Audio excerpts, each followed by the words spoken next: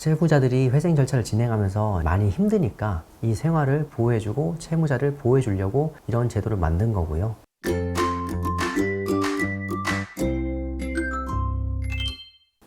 안녕하세요. 회생변호사 박시영입니다. 이번 영상에서는 개인회생에서 받아야 되는 4가지 결정을 말씀드리겠습니다.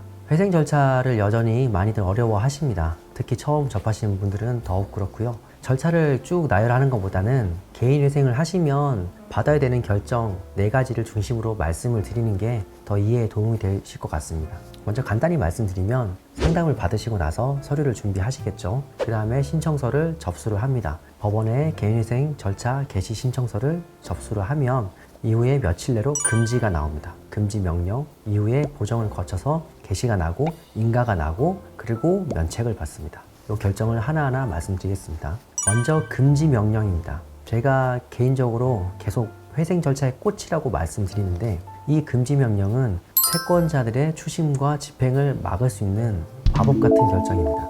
채무자들이 회생 절차를 진행하면서 많이 힘드니까 이 생활을 보호해주고 채무자를 보호해주려고 이런 제도를 만든 거고요. 신청서 접수하고는 법원마다 조금씩 차이는 있지만 일반적으로는 며칠 내로 받아볼 수 있습니다. 회생 접수했을 때 가장 빨리 접하게 되는 결정입니다. 이게 대부분의 사건에서는 나오는 추세인데 다만 재신청이거나 최근 대출이거나 사행성 채무가 비율이 높을 때는 나오기 어려울 수 있습니다.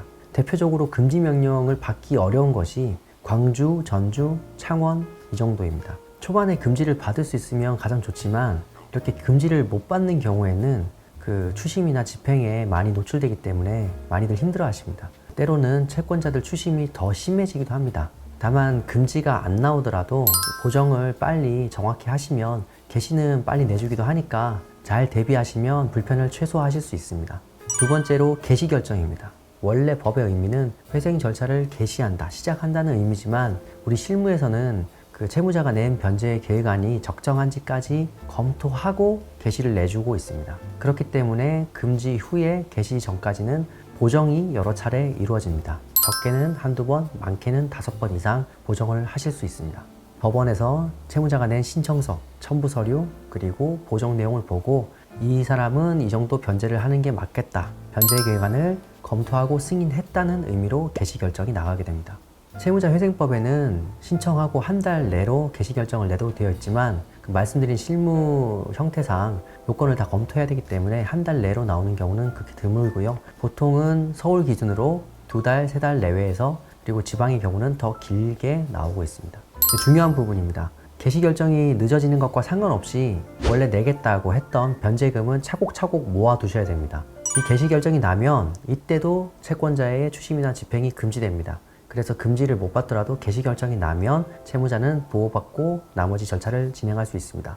세 번째, 인가 결정입니다. 정확히는 변제 계획안 인가 결정인데 개시가 나고 채권자 집회가 잡히고 집회에 무사히 참석하시고 미납금도 없다고 하면 인가 결정이 납니다. 보통은 집회 후에 1, 2주, 길게는 한 달 정도 있다가 인가 결정이 납니다. 인가 결정을 받으면 회생 절차에서 겪었던 불편이 많이 해소됩니다. 채권자의 압류, 가압류 결정도 풀 수 있고 다만 별도의 신청은 해야 됩니다.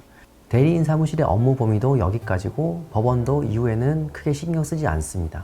다만 조건부 인가의 경우에는 1년마다 소득 상황이라든지 재산 변동 사항을 보고해야 될 수 있습니다. 마지막으로 대망의 면책 결정입니다.